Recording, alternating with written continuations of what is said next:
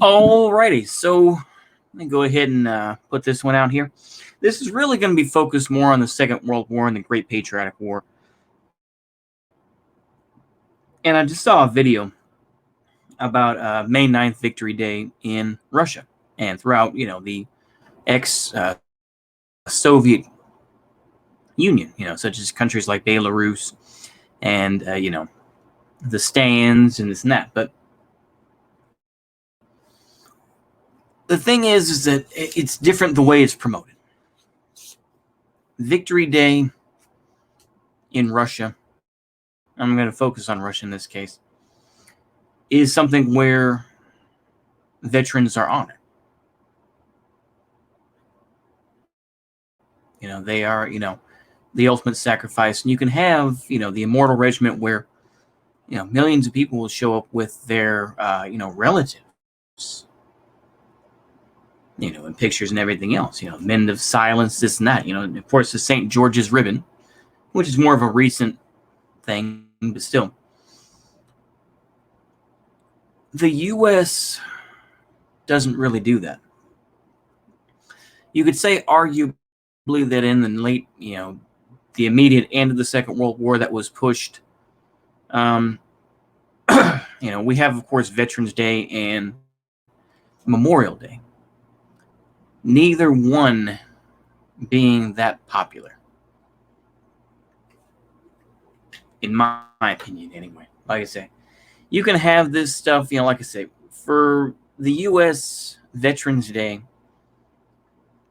I'll say this, Memorial Day really, as it goes with consumers, is that it's much more about movies and watching, like Longest Day or something like that, right? Same thing with Veterans Day. But the thing is that, Memorial Day pretty much is just one of individual remembrance of those who gave the ultimate sacrifice, if you will. I'm just using that language. It doesn't mean that I necessarily agree with it, but that's how it's seen. Veterans Day, yes, that's, to honor the veterans and all that. Mostly this is a chance for, ROTC color guards to, strut their stuff, and for folks to, have their, their small time parades, this and that. I think that the U.S., it goes to show, it's a different culture, isn't it? Where it's seen as very respectful nonetheless because, like I say, upwards of 30 million Soviet citizens were killed in the Great Patriotic War. The U.S., we're talking maybe I think it's 600,000, I think, in all. Like I said, that's the Pacific Theater and the European Theater.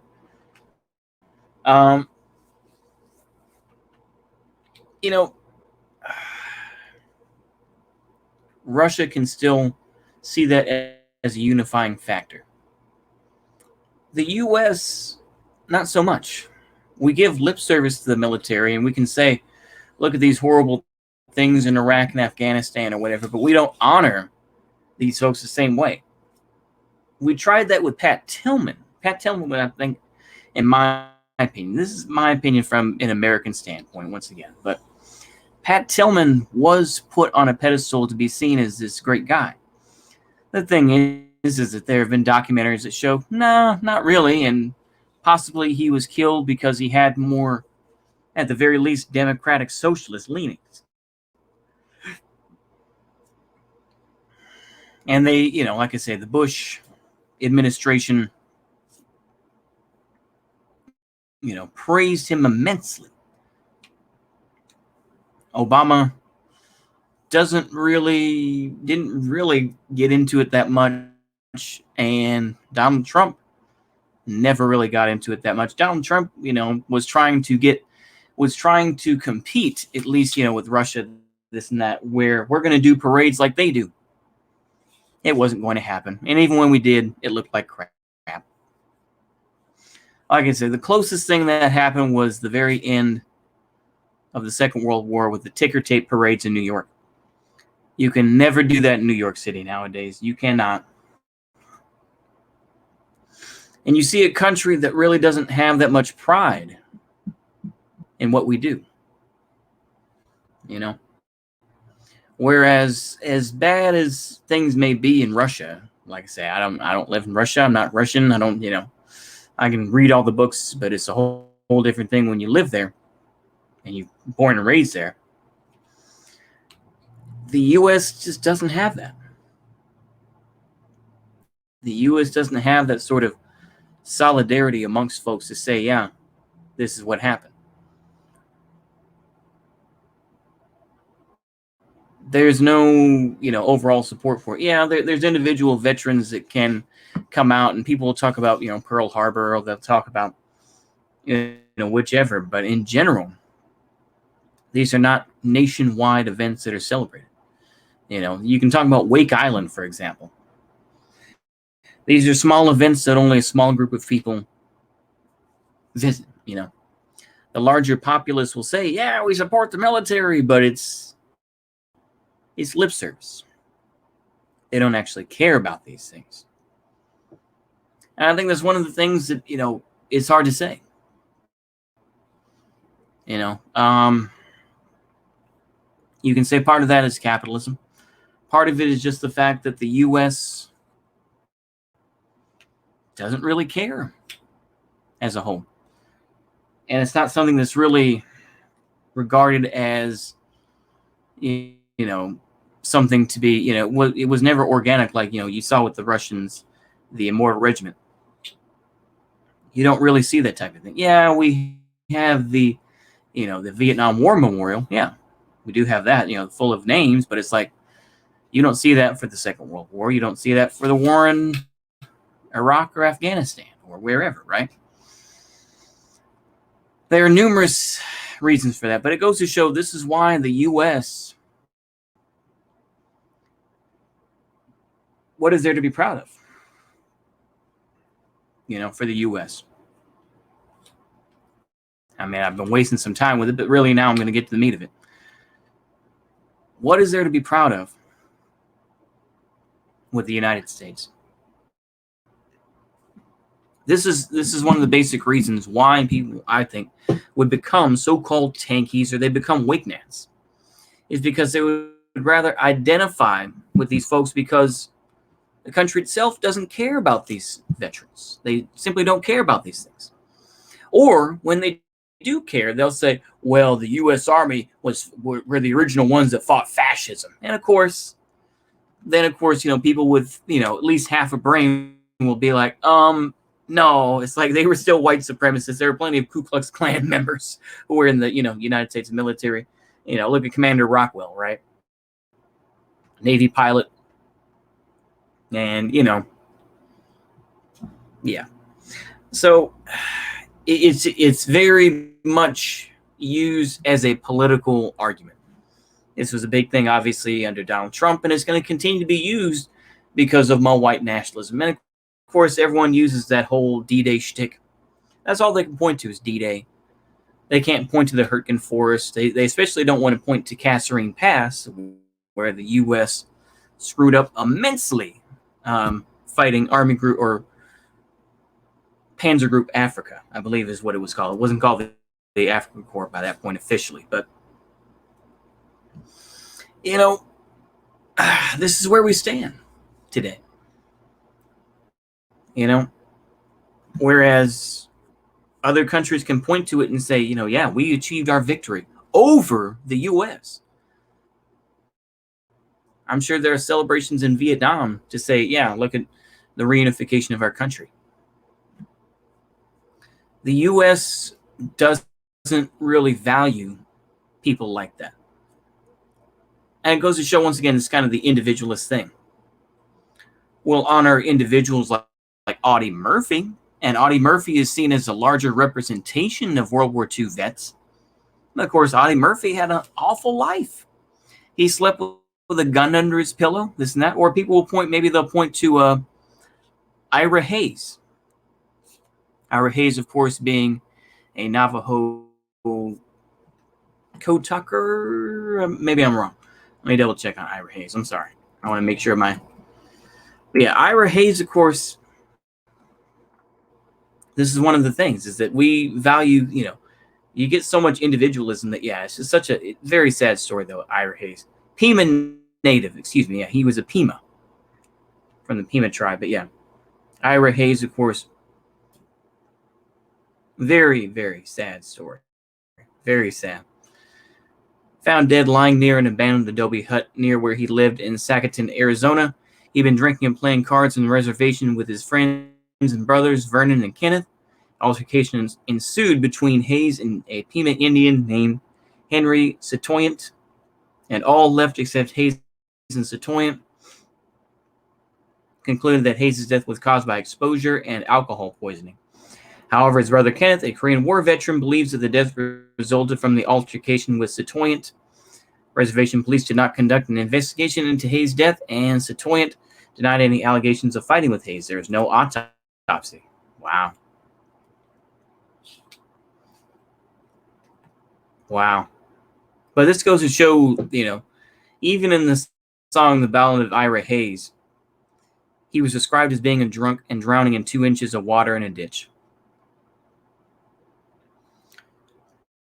And it just goes to show how this is one of another reason why nobody from any political group, other than maybe people that are just desperate, that really aren't that political, would ever join the military. Most smart people are saying, don't join the military. Look how many homeless folks are out there. There's a sizable proportion that are, like I'm saying, this is the failure of the U.S., and this is something that goes to show that there's not much to be proud of with this. Yeah, you can talk about democracy all day. I know that neocons will, the Hawk Gang and all that business. But it's like, in general, you can be proud of certain aspects of it, but this is why people would rather support Assad or would rather support Putin, because the country doesn't support them. It's that simple. You have to ask those simple questions. The U.S. does not care about these folks. They care about individuals. Absolutely, yeah. They'll like I said, they'll talk about Audie Murphy, and they'll talk about people like I'm trying to think of his name now, Roy Benavides. They'll talk about people like Roy Benavides, who was a Green Beret immigrant who worked on, many, worked throughout, the fields, this and that. Benavides, Texas. Let's see here, Mexican farmer. Yeah, and a Yaqui Indian mother, Teresa Perez. He went back and forth. Father died of TB. Mother remarried. 5 years later, his mother died from tuberculosis as well. Wow. But he just ended up proving it. And of course, this is, he went through some hell, man. That guy went through some hell. And he was a speaker, he was an author. Broke medical, respiratory failure and complications of diabetes. Wow. But yeah, it just goes to show you can be proud of your country. But I feel like this is why people become isolationists, because they don't want to see